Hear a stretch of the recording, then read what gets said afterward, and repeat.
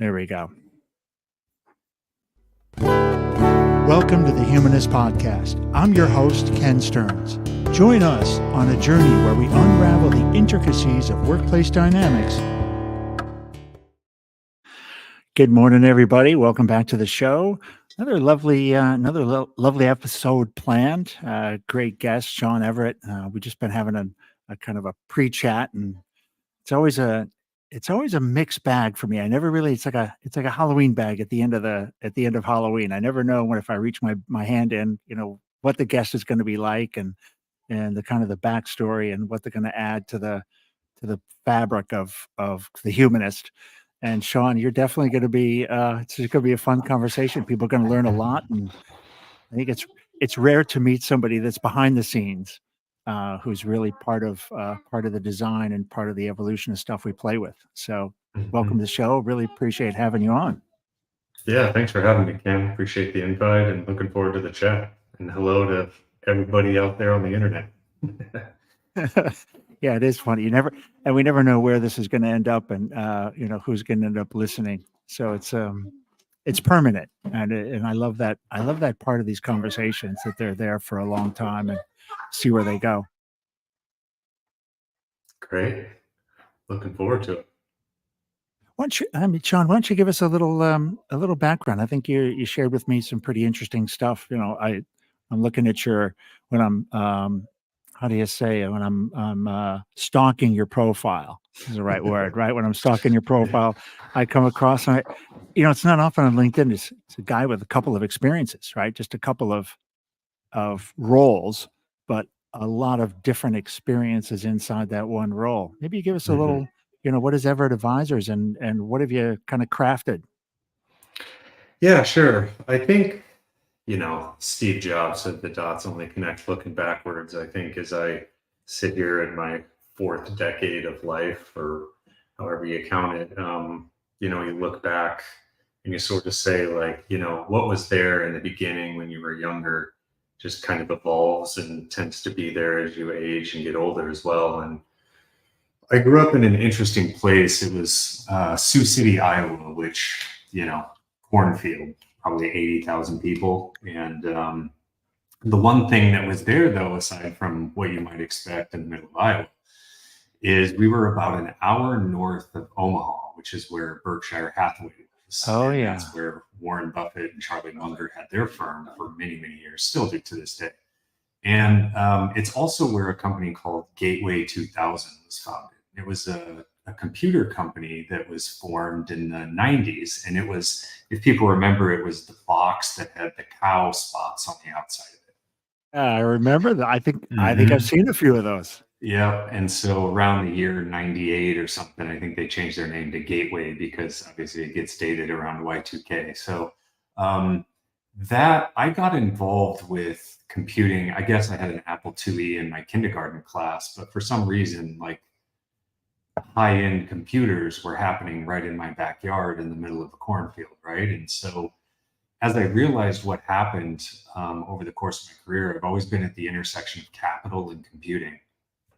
And I started tinkering around with the internet and technology and software when I was 13 years old, hacking the Windows operating system to free up space so I could play Wolfenstein 3D by the venerable John Carmack, who's now leading VR efforts at Meta and Oculus. So, over time, I ended up like plotting stock prices on graph paper and investing in tech mutual funds in the mid 90s when I was in middle school, and really sort of studying that because it was fun. Like, I was an only child and, I had a pretty calm childhood. So it gave me and afforded me the opportunity to really kind of just think about things and tinker with things. Yeah. And so I realized, looking back, I went to business school at a really well-known finance and economics school, and I've been tinkering around with my own startups, operating other startups, spent 5 or 6 years at a large management consulting firm doing incentive design for executives in the boards of Fortune 1000, Fortune 500, Fortune 1 companies. And so it just feels like it's kept spiraling and spiraling closer and closer to like what I know you have some Asian background, but ikigagi, which is, the Yeah. center of that, what you like doing, what the world Hmm. values, that whole thing, what you can get paid for. And so it's always been at the intersection of that, capital allocation, like money, business, computers, technology, internet. Hmm. It's taken me all over the place. And I think, before the show started here, you were talking about stories in the podcast you did where you went around to almost one person per year and heard people's stories and recorded them. Well, this was back in 2011, 2012, we founded a company called Adam and Luna, but the product we created was called Story App. And it was the pre Oh, to the stories media format that you now see on Snapchat, Instagram, Facebook, those. wow. That's a wow. Yeah. Yeah, so we co-invented that, and then we open sourced it, and it was like decentralized movement, open source back before Web3 became this big thing. And so we created that media format where you would have multiple images with voice or sound recording over the top Yeah. that would create a little movie, and the whole point was to tell your story. So our tagline was "You have a story." And so as big tech picked it up, they kind of lost some of the soul of the media format and just kept the fast tap media format. And we had some other stuff in there like AI and memojis and all of that. But that was really the point, which is if you can create a safe place for real talk, and Yes. you were on this pathway as well, which is the very human stories and how we connect with one another, then that can literally open up doors as you share more about your past and your background and what you've been through and into the So mental good. health stuff. Yeah. And then, you can, as most things in the world, you need to find a business model so it's self-sustaining. And so that's, worked with a number of other founders, have my own firm, allocate my own capital into our things, into projects. And it's fun. It's a labor of love. And I think it's one of those things that I'll end up doing until I kick the bucket, because I just love it. I find it fascinating. It's that intersection of humans and technology. Yeah. It's a fascinating parallel on our stories, searching out for a platform to give people Mhm. a chance to tell their story. Yeah, I mean, everybody yeah, has a story. exactly. And what we found through a lot of our customer development and research was people with the craziest stories didn't think they had a story worth sharing, which was Yes. why we were saying you have a story. It was like, no, actually, what you've been through matters and matters to other people. And It the matters thing to you've been through and how you got through it can help, countless other individuals. There's 5 billion people on the internet now. So, share it, post it, and you could help someone without even realizing. Sadly, the human ego took over part of that. People just tell their story for their own, so they can get more followers to make them, to kind of elevate their own personal satisfaction. Yeah. And we lost the purity of the story, I Mm. think. Yeah. Yeah, I think it's human nature. It's sort of like what I found is I think we have to judo it and use it to an advantage rather than Mm, to a failing. So don't try to fight yeah. what's Yeah. already there inside humans. Just try to direct it in a positive way, like the flow of water. And I mean, you know this from some of your Yeah. background, spending 20 years and outside the Yeah. Western world, just a different philosophical way of viewing the world. But yeah, I think it would be great if the business world and the world we live in was selfless rather than selfish. And so I think you need an incentive model that is selfish, but the output of that incentive creates selfless things. Yeah. Take Drive a the long behavior. time for me to integrate those two things, but I think that's really the big unlock. Yeah, it's we share another parallel, which is it was interesting you're describing it. I spent, a good bit of probably my corporate value at certain roles, certain points was incentive design. Spent Mm, quite a bit of time because we were running very large sales teams, mm, in yeah, in feels in fun. countries. either in a country or regionally, managing several countries and just looking at the incentive design and how to pay people, with what you've Yeah. got, the ability, with what you have, what's the pie and how do you divide it up and how do you move the pieces or change the berries Yeah. to get, we used to say, it's at one point I worked with this Vietnamese guy. He was so fun. We had it so we felt we had it so dialed in. We had 100,000 agents across the whole country and Wow. 200 sales offices. And he would said, Ken is so good. We just take a little bit of gold coins and we throw them over there in the corner and everybody runs over there. And then we shake the can and we throw them over there and they run over there, because we had these, weekly, daily, monthly, quarterly, annual, we had these layers of incentives to just drive the salespeople mad. They'd wake up in the morning and just want to know what were these idiots, what were they going to tell us to do tomorrow? And just so much fun. But the incentives really drive behavior. And so if you want an outcome, you start with the outcome that you want. I think you would have done that at a corporate level, right? Because you're much longer term, for executives. And it's like, how do you design this so the outcome is what you want? And sometimes you end up with a very strange package sometimes. And people just kind of tilt their head and they're like, why are you paying me for what? Like, well, if 1 + 2 + 3 plus, that gets the board or it gets the customer or it gets the shareholder, the value we're trying to drive. Yeah, exactly right. I mean, what we learned is a very simple but powerful principle, which is like incentives can turn humans into computer programs. Yes. You tell them, you do this thing, you get that, they will go and do that exact thing. And so the implication is the second order consequences, which is what happens as a result of just doing that. Yes. And so what you found in really great incentive design are almost these balances and checks, which is you incentivize like a core action, but then you also have another incentive which works as a guardrail to keep people in a thing. So when we would design incentives for short-term incentives or long-term, which is like your annual bonus or 1 year incentive, and then long-term, which is like your stock options, your RSUs, your equity, we would have, more than 2 or 3 people can't keep that in their head. And so different industries would have different incentives, like financial services would have maybe return on assets or ROE. But in a lot of cases in public companies, you'd have TSR, total shareholder return, which is why you see some of the stock buybacks happening.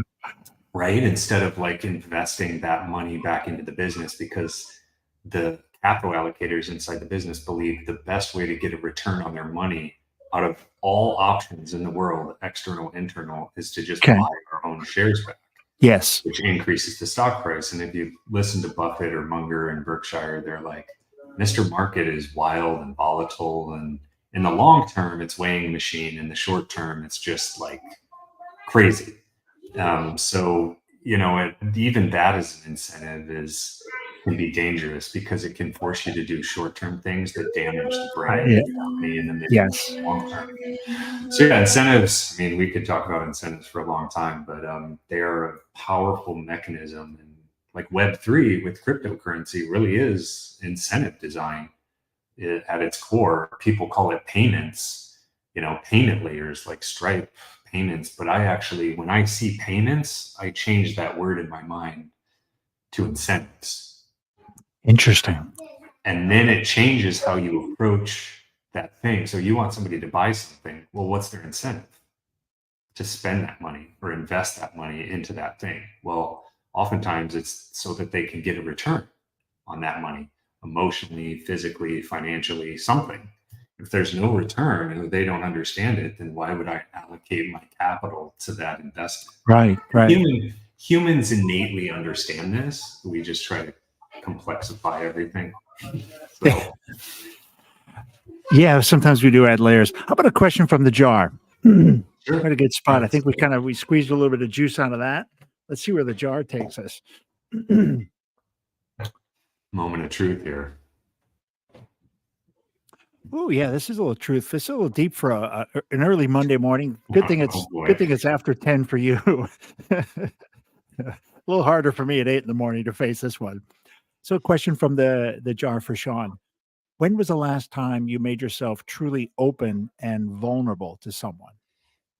So, when was the last time you made yourself truly open and vulnerable to someone? Yeah. I like to think I'm a pretty open book, especially as I share and post knowledge and content to the internet. But some of my very, very close people in my very tight circle, probably name five of them. Two probably are the closest.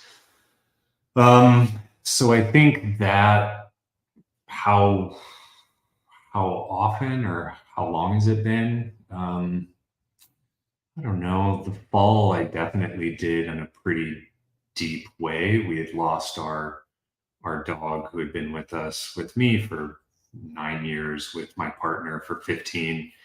It was a service animal. It was like losing a son. So that was a very large disruption to your Yeah, psyche in your life. Makes you rethink a lot of stuff about what you're does. doing.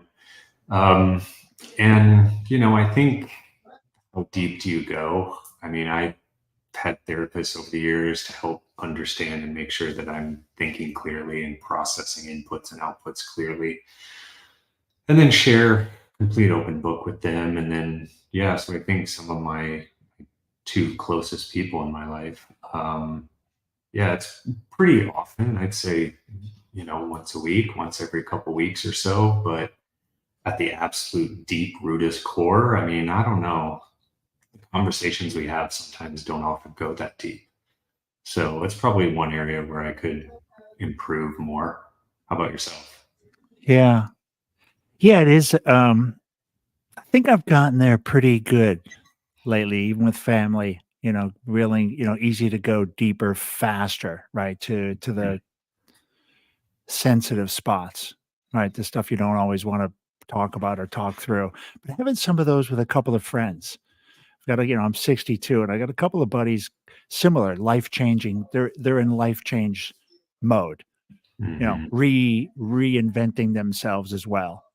Hmm. Which I've been doing a couple of times the last few years. And that's a real personal, you have to strip away. There's no BS, man. When you're looking in the mirror and you've flipped your life upside down, there's no hiding.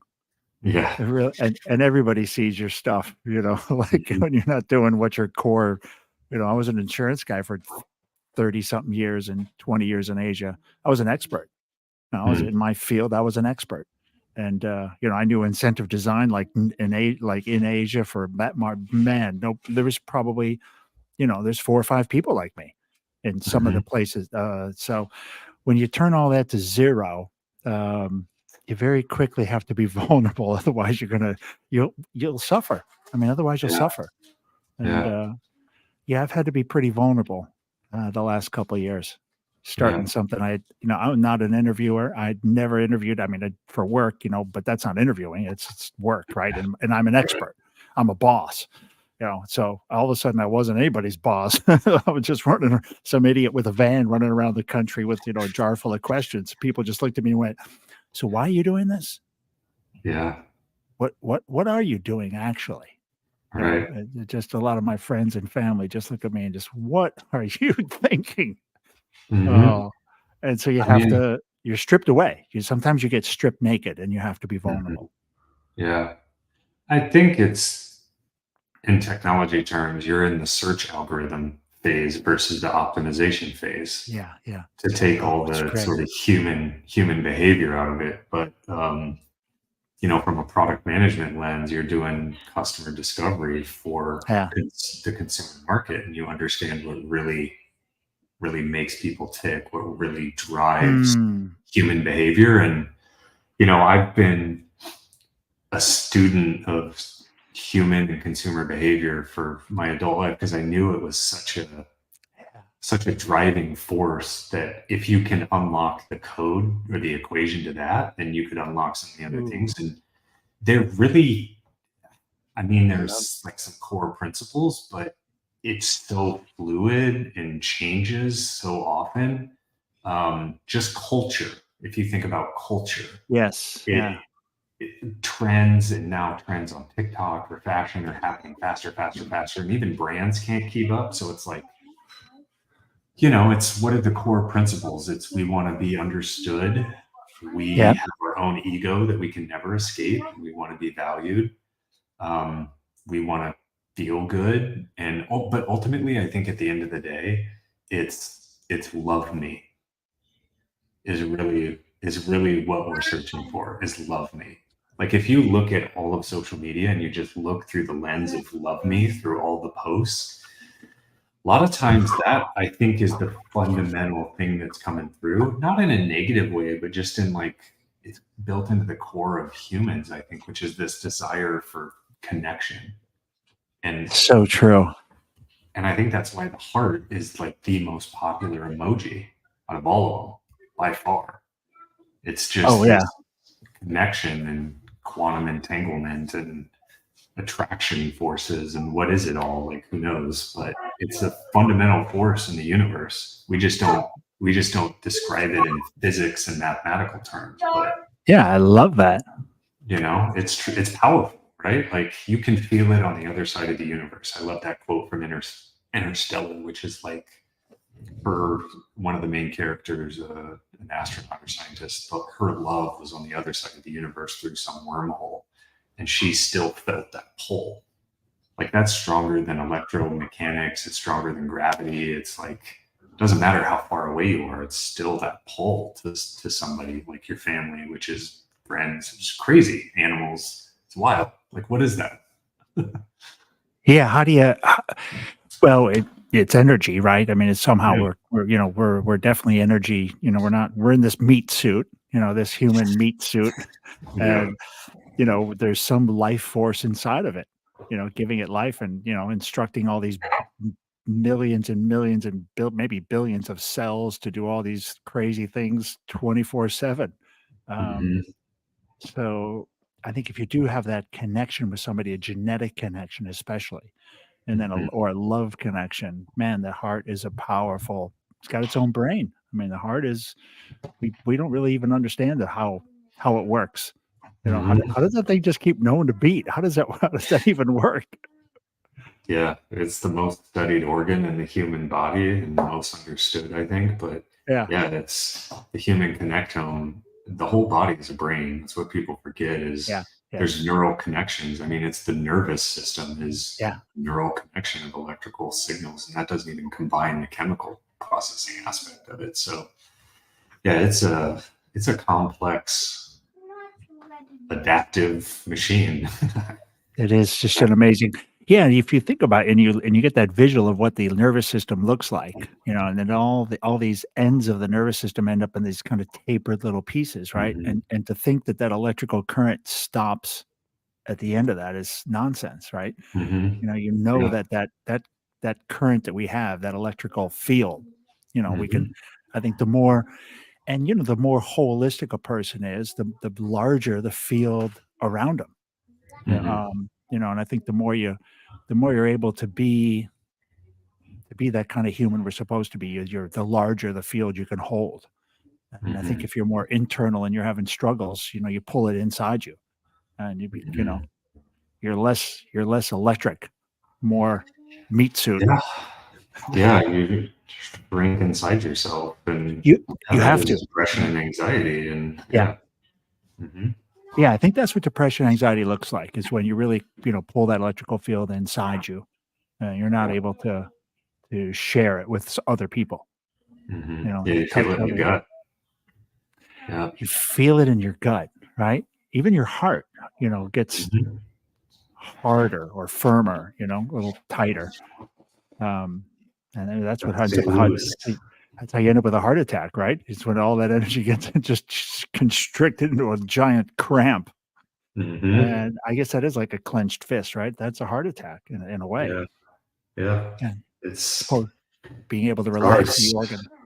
Yeah, stress and anxiety, and we live in nature. We are nature, and nature is we experience all things, and our feelings are like a manifestation of all the inputs, external, internal, and so in some ways you got to hear them and listen to them and try to protect your feelings and your internal connectome and make sure you're staying healthy. Who's the next? Who's the next Steve Jobs? I think Elon Musk is probably the only other, seems like to be the giant creative crazy mind. And even he seems to have run out of idea. Going to Mars is it seems like a normal talk for him. So now everybody that's our base level. But the iPhone, you look at the iPhone and how changing that was. What are you seeing? Anything? Is it a tech piece? Is it a software? It's not going to be a hardware anymore. The next thing that really changes our path, if you will. Yeah. What are you seeing, or what are you pontificating as the next big change? Well, I think, like, if you had to give Steve Jobs a role, what would the name of that job title be, aside from like founder, CEO, whatever, creator? I think he's closest to a product manager. And what does a good product manager do? They understand what the market wants. By market, we mean humans or machines in the current day. And then you create something that matches that need. And then if you can run a good business, you're able to extract some bit of profit so you can keep fulfilling that need. Love that. That's a great analogy. So I think the thing about Steve that was interesting is he did two things. One, it created a new product, so invention, combined with the largest market size, which was every human on the planet. Yeah. And the thing that he created was, and the team at Apple and all their suppliers and supporters, it's not a one-man show. It was difficult enough that it's not easy to reproduce. And so you only have a few companies that can compete. And so those three things taken together, I think magic. Why it's, you have like one or two things that have that sort of expansiveness. So you could say any creator on the internet who creates a single piece of content and pushes that out there is in essence a mini Steve Jobs. Yeah. In some way they're creating something from themselves. In some way it will connect with someone else. But the problem is that there's 5 billion other people doing the same thing. And so you don't see the expansiveness. So I think to the second half of your question is, what will be the thing that has a similar structure? Yeah. Mass market consumer appeal. I'm biased because I've been looking at through the world through a certain lens over many, many years. And I think a service bot. So, the Robin Williams robotics movie from the 90s. Here's the idea, which is you wake up every morning, you do a bunch of stuff. You take care of the family, you make the bed, you wash dishes, you get breakfast, you clean up the house, you walk the dog, whatever it may be. You do it again at night, you do the laundry, et cetera, et cetera. How much time per person is that on a per day? Hours. Yes.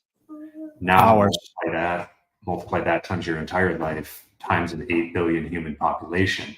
And so we've invented things called appliances, microwaves, dishwashers, washing machines, dryers, that do a single task. But if you have a humanoid service robot, and it's a do-it-all appliance, right? It'll make your food, it'll make you coffee, it'll clean up the house, it'll wash the dishes, it'll wash the clothes, it'll walk your dog, it could even, read to your kids, it could entertain you. And so are you willing to pay $200 a month, every month for the rest of your life, times 8 billion people? And so you're starting to see, this is an idea this isn't a new idea. The problem is the technology hasn't caught up, and the technology is really complex because it requires a intelligence, like a biologic intelligence. It requires robotics, and it requires the software to link up to every single one of those electrical circuits in a humanoid robot, if you will.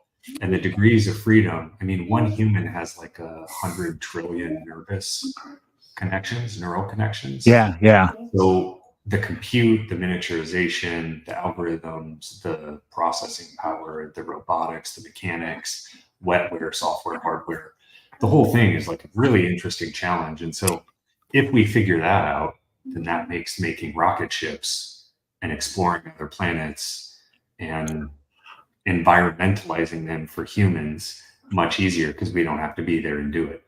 Beautiful. I think that's going to be the next big thing. It's not a robot that you hold in your hand. It's one that's your friend and hangs out next to you.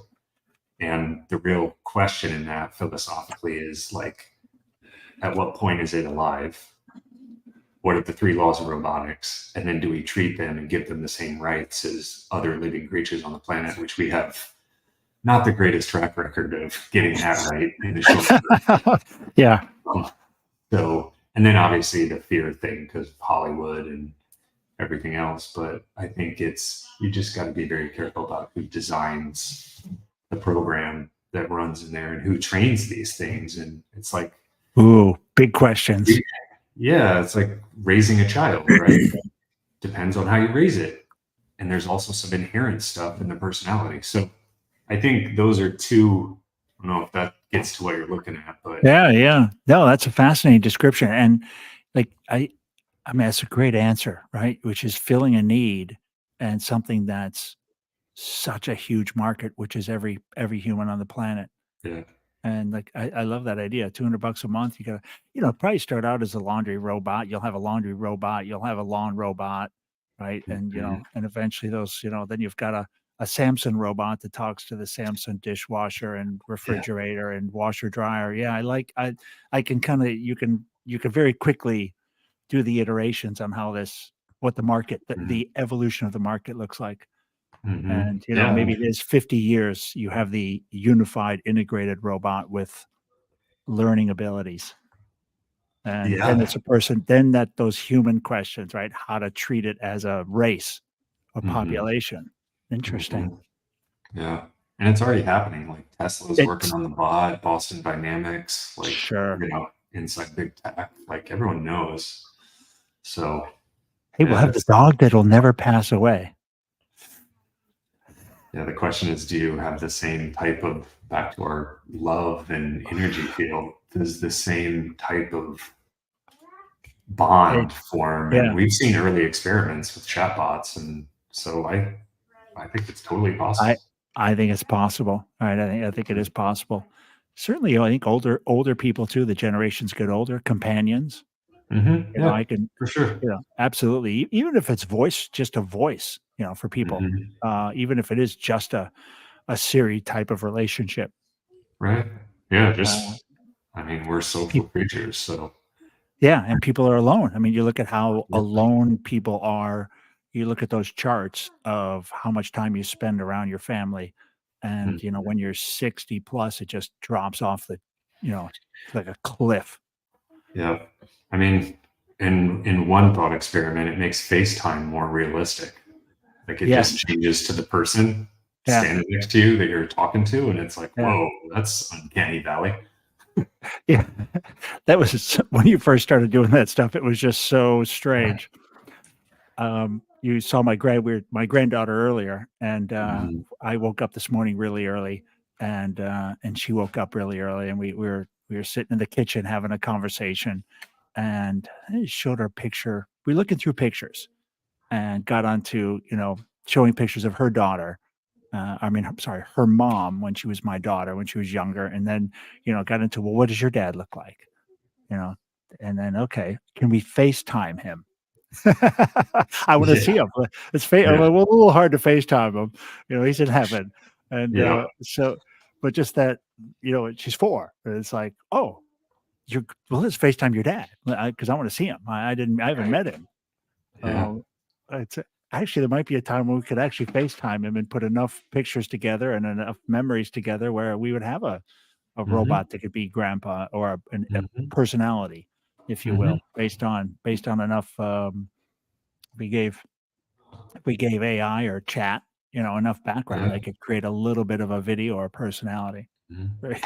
I mean, it already So cute. exists. Apple Vision Pro, Yes, there's right. spatial 3D recordings, and people have seen it are like, wow, it's kind of uncanny. It feels like they're right in front of me. Yeah, yeah. So, I mean, they get it.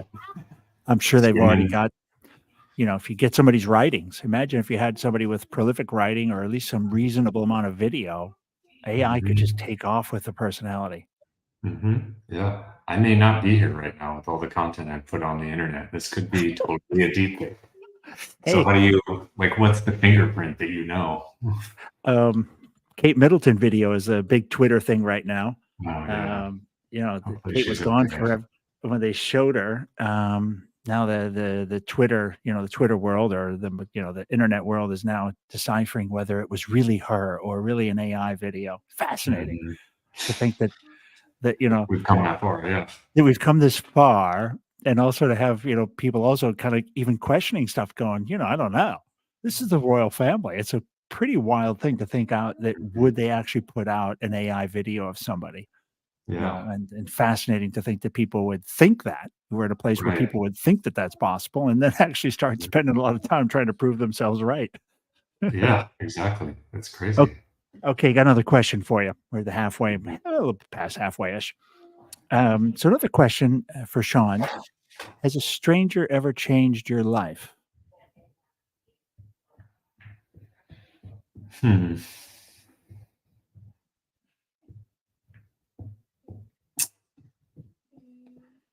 Um, I don't know. I think not in the immediate term, like a complete random person Yeah. changed life at the moment of complete random person. I think over time, like as you get to know people, then that is for me. Mhm. I don't think there's been a inciting incident that has fundamentally changed my life just from like meeting a person and it changed it at that singular moment. Yeah. Yeah. So I think that's how I'd probably answer that question. How about yourself? Yeah. I was just, kind of read these questions every time. It's interesting. That's not a question I've gotten a lot.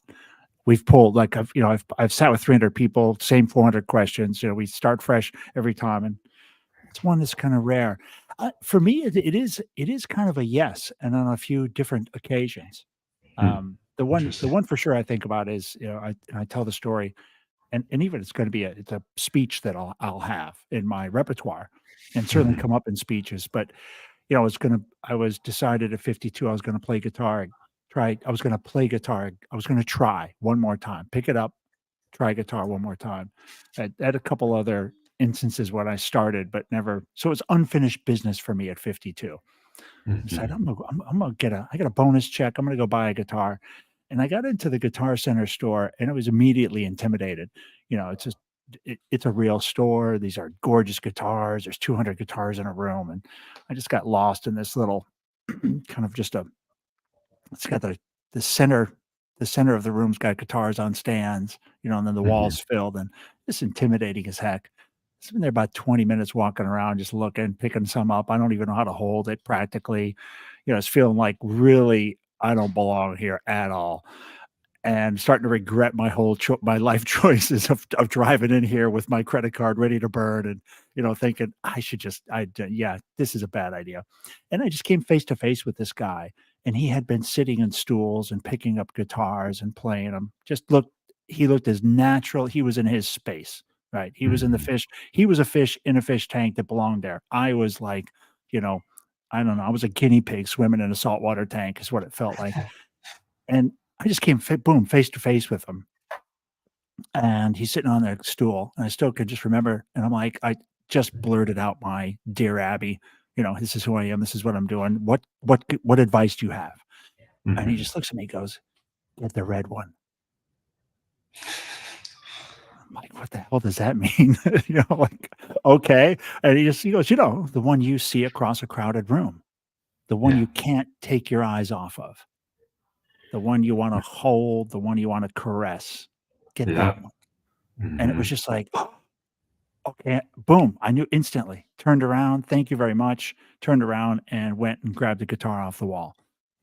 and then walked out feeling, as good as you could feel about doing something, from how far away I was from that feeling to instantly knowing I had the right guitar and this was a great choice. Um, Mhm. and so that led to some other stuff, which led to some other stuff, which led, but that was really, I pinged off that wall and he really kind of helped send me on another trajectory. I love that. Uh, Yeah, it's an get the interesting mechanic. Like, get the red one. because it's like, well, if you want to play guitar, then you should have the thing that keeps attracting you back Yes. to that and to Yes. pick it up. And that's half the battle is just reaching out, grabbing it, and then Yeah. putting it in the place where Yeah. you can begin is the getting Yes. started for most people. So Yeah. yeah, I think it's great. It's great advice. Go for the one of maximum excitement.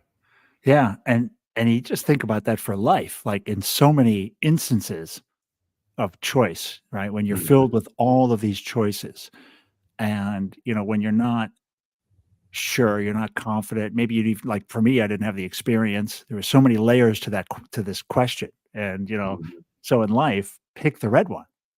Mhm. When you're Yeah. left with a real choice, pick the red one. Yeah, And for sure. you'll never go wrong because, it's like you said, whether it's a guitar or it's a job or it's a partner, Mhm. or, something in life that you really idolize and you wanna hold it and you don't wanna let it go. That's a great choice. Mhm. I agree. It's a really great choice. Um, so one I was gonna ask you earlier is about people. Most fascinating, you've worked with some, a lot of different people from different walks Mhm. and, super nerdy. I'm sure you've some people who shouldn't be let out in public, to to people who you only want to push out in public and nowhere else. Um, what's the most interesting person you're looking back now of the people you've met that's kind of you look back and just like, yeah, that I didn't know it at the time, perhaps, or maybe you knew it at the time. But just kind of when somebody you look back on and go, glad this person crossed my path. Yeah. Yeah, it's actually probably a couple different people that meet that criteria for different reasons. One, I think, is more from a psychological, you could call it Mm, mental perspective, which yeah, is back to our conversation about uh, openness, like safe place for real talk. yeah, And to create a safe place for that, I think that's very interesting. And some people have the ability to make other yes, people feel comfortable without judgment, yeah, without advice, to just listen and understand. And so, and to actually support you. And I think that's a wow, very valuable thing in this world because it's very selfless, right? I think that's just the essence of what a good friendship or relationship yeah, or whatever will be between two humans. That's one. The second one, I think, is the creative process. And I don't just mean like the design, but creative process can be anything, as you know. I mean, it could be a guitar, it could be software yeah, engineering, it could be building a shelf or a boat or just coming up with something new and unique that excites you that hasn't been mm, created before, or music, whatever it is, piece of writing, just an idea, connecting two dots, business partnership. I mean, you can see creativity everywhere. I mean, it's the essence of humanity, I think. It's like the opposable thumb, the brain, and then what happens as a result of that. So there's been a couple individuals in my life mm, who have really pushed the limit of that, and they've dedicated their life to it, where they will ingest things from all different genres, walks of life, people, religion, right? The whole thing. And what comes out of that is really, it's pointed in a specific genre, but seeing that done with purity is a remarkable thing to witness. And it's something that is also very attractive. So it's yeah, in both of those instances, it's the purity. And then in the third piece, I think it's the strength factor, which is, I've been through a lot and it hurts me, and I have the courage and the bravery in these situations to continue marching forward when life could have yes, pushed me down. I could not get out of bed anymore. But for some reason, I found the will inside of me to just go one more time, just keep going, right? Like just do it, right? That whole thing. And through like really nasty negative situations. And so I look at those things as like a triangle almost. And it's a constant reminder to me of like, if you can have that ability to open up safe, shared, supportive spaces, you can approach your life with this mindset of just pure creation, which ultimately is like build things that help people. And I think there's value in that. And then the last piece, which is we live in the universe. It's neither good nor bad. Things happen. We interpret it one way or the other. And sometimes that stuff hurts. But what do you do? What's your response to that? Hey, I got a thumbs up here. And then I don't know what's going on there. But I don't know what this is the strangest thing. It's something you probably designed and gave away and turned into open source, and someone has turned it into that. Read the pixels, create more pixels. Yeah. So I think it's those three elements, and there's probably 5 people that fall into one of those 3 buckets, like to an extreme level, where I'm like, when I think of that thing, I think of him or her. Yes. Yeah. And if they're watching this, they probably know which bucket they fall into. Maybe more than one, which is kind of cool. I know a few of those too. So yeah, it's something that's just kind of I've always looked up to and valued, because I think it's a cool North Star. Yeah, and those are good people to hold on to in your circle. Mm-hmm. People that can do that. How about you? Yeah, I mean, same feeling, right? Same thing. People that can. I think these people that fascinate me are the ones that can reinvent themselves over and over again.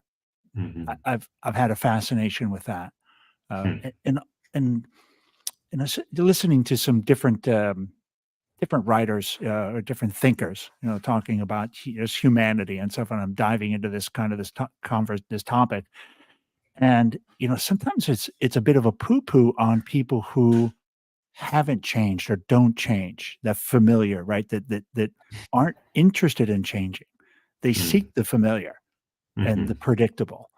And I have a couple friends like that, and I admire that, like the ability to just embrace the known and the familiarity and the predictability, and having a life that is comfortable and secure, right? And you're in it's warmth. It's like a home. It's like a homestead with an earthen kind of fireplace. It's just got.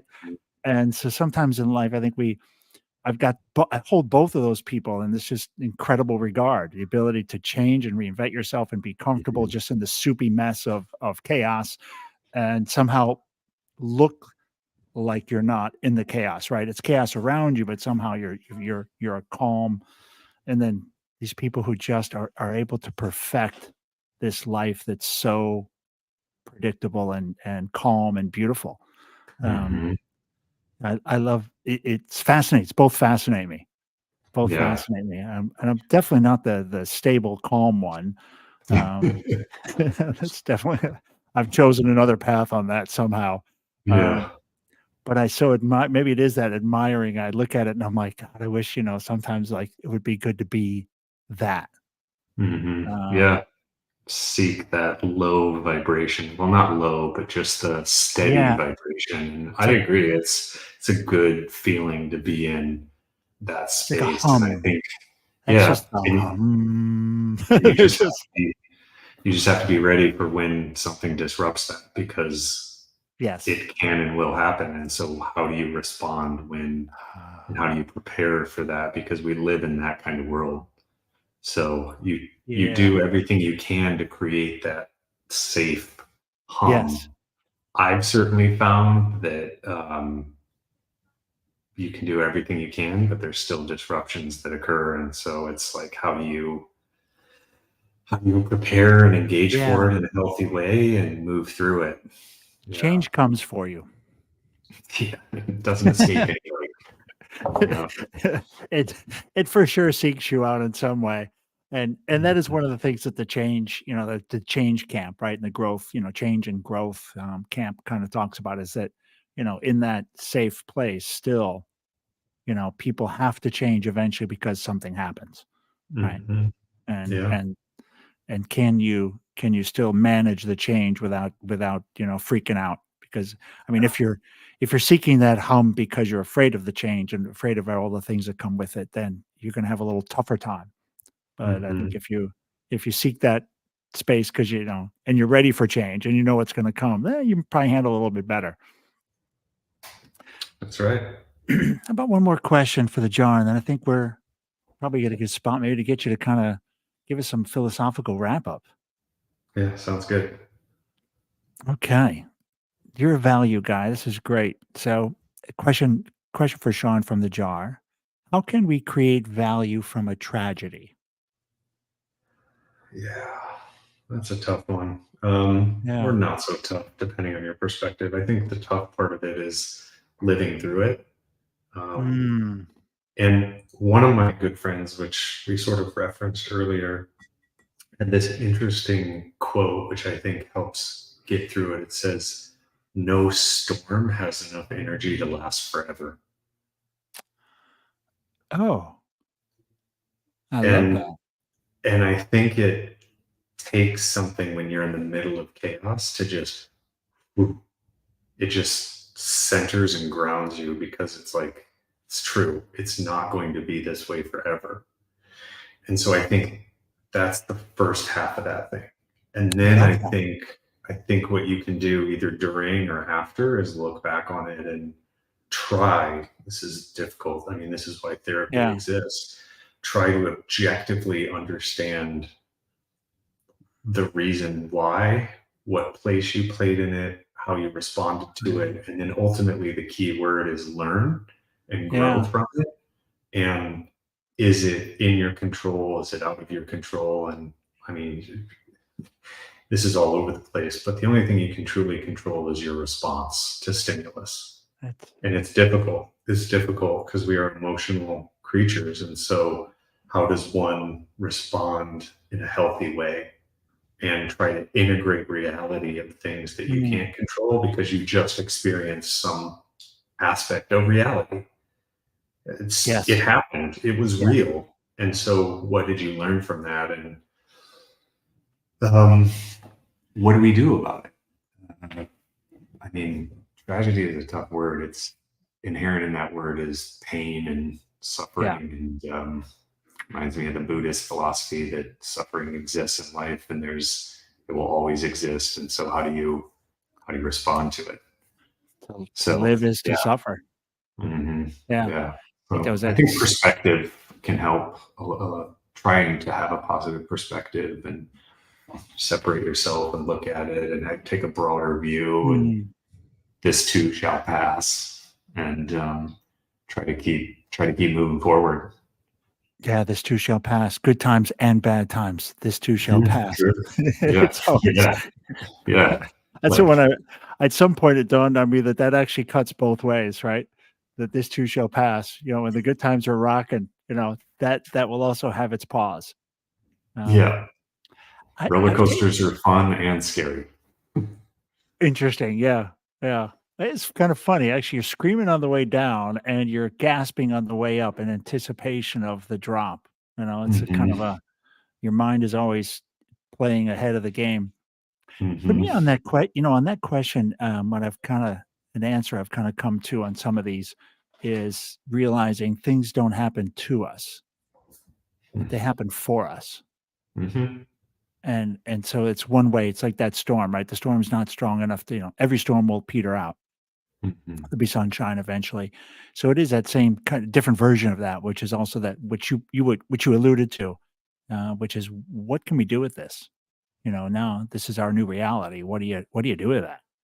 And if you That's try tough. to if you try and flip it inside out and kind of come Hmm. down to that, well, what is the lesson here? What's the purpose? What's the Hmm. opportunity inside here? Because obviously, I learned, this is happening, and it's part of balance, right? It's part of life. I was, let's just say the universe hates an imbalance, Because it's a giant math equation solving Mhm. itself all the time. So if you Yeah. create something of value, right, and you add all this value, somehow the universe is like, whoa, it's got to go and sort that out, right? It's got to Mhm. give you something in exchange for this value created. Or if you're Mhm. if you're devaluing humans or humanity or something else, and you're taken away from the net score, somehow theoretically karma's going to find you, and it'll balance out. Yeah. Um, Yeah. I've been through some, like everybody, through stuff, and there was one thought that hit me during one instance, and it was like, well, this could either compound in one of two directions. It could hmm, compound positively and up, and I can okay. choose actions that compound this way, or I can choose actions that compound this way. And Yes. so the question is, Yes. where do you want to end up? And each path is possible, and you have the choice to decide. And it's like, I get it, it hurts, but which pathway do you want? Do you want the one that compounds in a positive way for your life or in a negative way? And so you got to do and say the things that go in that way. And it's Yeah. easier said than done, and easy in hindsight, but much harder in the heat of the battle, so to speak. So, but it's a mindset that I continue to think about as a tool. Like, how It's do I a great, respond to this? but that's great advice. I mean, that's great. Right. Because things will happen. We talked about, my friends that, seek the normalcy and the calm. And so when change does find you, Hmm. or tragedy finds you, maybe in the idea of change, tragedy is the change is the tragedy, quite Hmm. often. Right. And when change Yeah. finds you, um, how do you map your way out of that? And Hmm. and I think if you do take the woe is me, you will circle the drain until Hmm. you pull yourself up. Yeah. But I do like the idea. Where do I want to end up with this? And try Yeah. to If you steps to focus take on me woe up. is me, you will continue to get woe is me. So It's a weird thing, right? Focus on yeah, woe is me. You get a lot more. You get a lot more. You get a lot more woe. yeah. I mean, it's like, what do you want? Like, where do you want to end up? And then try to figure out your way to get there. And just be Yes. careful about what you want and like what you're putting out there and the energy thing back to it. Yeah. Because Be other people will careful. respond to it one way or the other. Be careful what you think about. Yeah. Yeah. Mind Keep your it. thoughts. Mind your Young Padawan thoughts. learner. Yeah.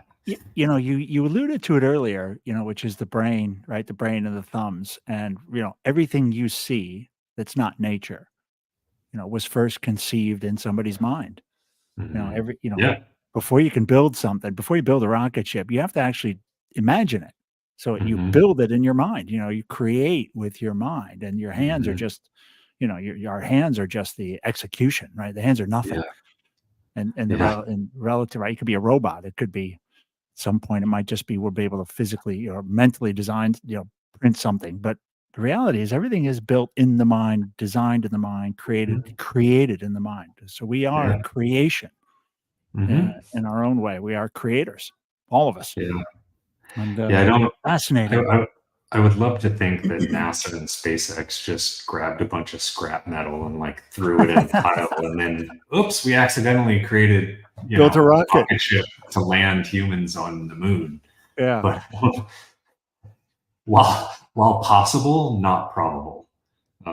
Yeah, there was So no, there were some happy accidents. I'm sure there were a few happy accidents in that process, but not throwing scrap together.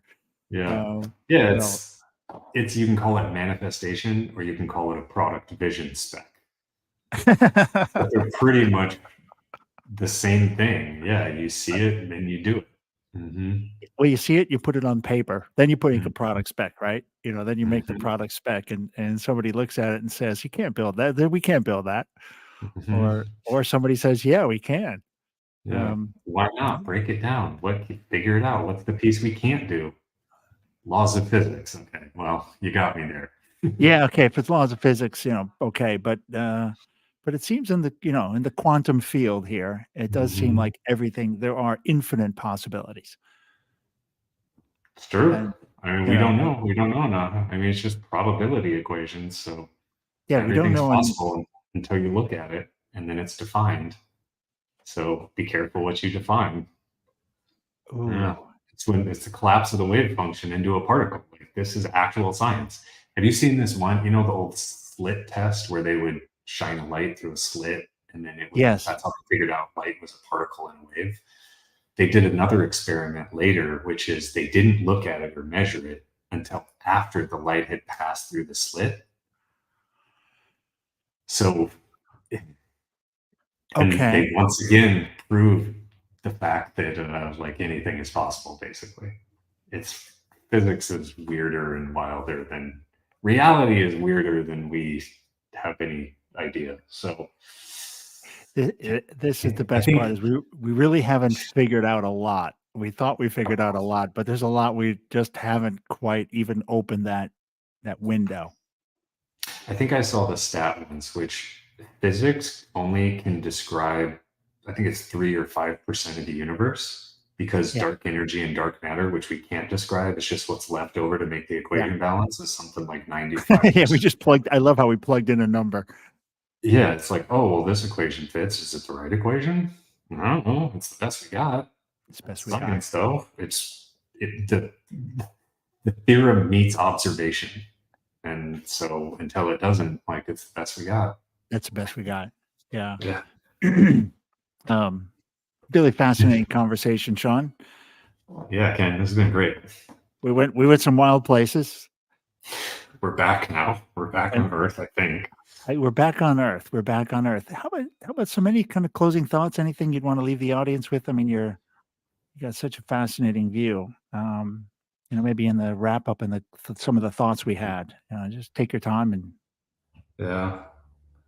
There's one that's sort of been the guiding light of my life, which is find your fascination. And as long as that fascination doesn't hurt people, is the guardrail, then I think good things can happen from that.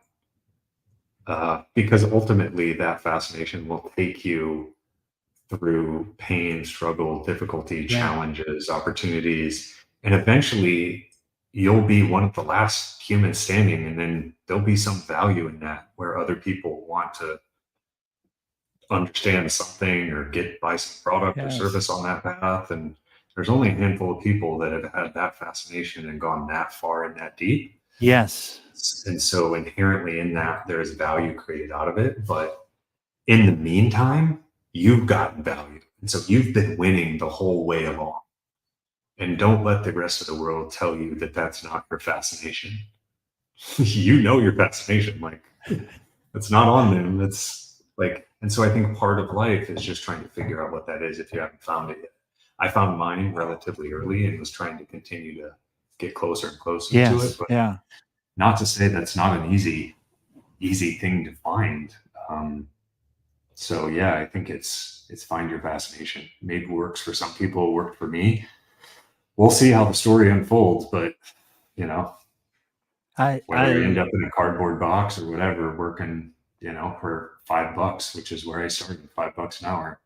It's taken me on a journey. So you were a pretty young kid starting out. I mean, you definitely found your fascination earlier.